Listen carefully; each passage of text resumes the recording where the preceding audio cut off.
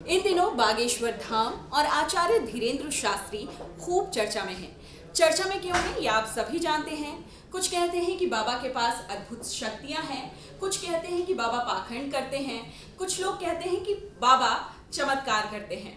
तो इन सब बातों में सच क्या है ये जानने के लिए हम खुद इस वक्त हमारे साथ मौजूद हैं बागेश्वर धाम के पीठाधीश्वर, उनसे करते हैं बातचीत और जानते हैं कि सच क्या है।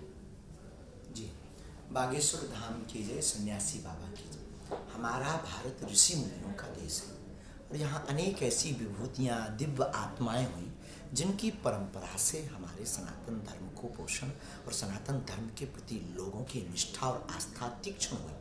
उसी परंपरा का एक आधार बागेश्वर धाम है, जहाँ पूज्यपाद श्री सन्यासी बाबा और दादा गुरु जी की महती कृपा से लाखों लोग वहाँ अर्जी लगाने आते, ना कि उनकी समस्या का समाधान का मार्गदर्शन भी मिलता बालाजी की देहरी पर, अपितु साथ साथ उन्हें जीवन जीने की कला और सनातन धर्म का उत्थान होता है।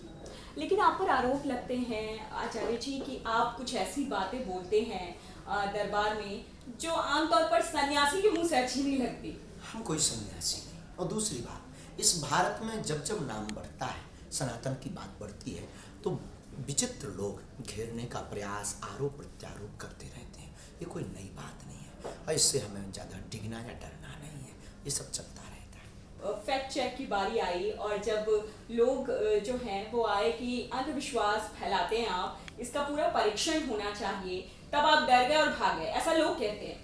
फिर रायपुर क्या था? रायपुर जो नेशनल मीडिया थी वो क्या थी? और हमने जो चुनौती दी वो क्या थी? और लोग खूब फैक्ट चेक करने आए। हम सनातनी हिंदू हैं और अपनी सनातनी परंपरा पर, ऋषि परंपरा पर इतना बल और भरोसा है कि कोई कभी भी चली आए, कभी भी चलाया है, कैसा भी फैक्ट कर ले, उसी का फैक्ट फीका पड़ जाएगा।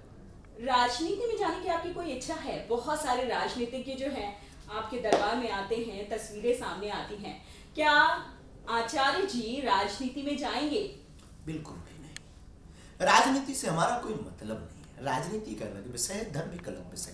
धर्म पति है, राजनीति पत्नी है। दाम्पत्य जीवन में आप आना चाहेंगे? बेझिझक, गुरु आज्ञा लगी, माता पिता की आज्ञा लगेगी तो हमें कोई दिक्कत नहीं। हम माता पिता के चरणों में बहुत ज़्यादा समर्पित हैं और उनकी आज्ञा लगेगी तो हम कोई साधु या सन्यासी नहीं है। हम आम मानव की तरह, इंसान की तरह गृहस्थ जीवन। एक और प्रश्न, आप सबको कहते हैं कि आप वहाँ आइए, आप बालाजी धाम पर आइए, आप प्रश्नों के निवारण उत्तर वहाँ देंगे बालाजी के चरणों में। तो शक्तियाँ आपको वहाँ बैठकर मिलती हैं या आप में? उसकी एक परंपरा है, उसकी दरबार की एक विधान है। उस विधान से अगर बैठा जाए तो वो फिर जो है प्रेरणा, आभास लगने लगता है। दरबार के लिए प्रार्थना की जाए, निवेदन किया जाए, तो अर्जी तो अनेक जगह दरबार लगता है, तो परंपरा से आज्ञा ले लेते हैं कि वहाँ दरबार लगाने जाना है तो गुरु जी हाँ कह देते हैं।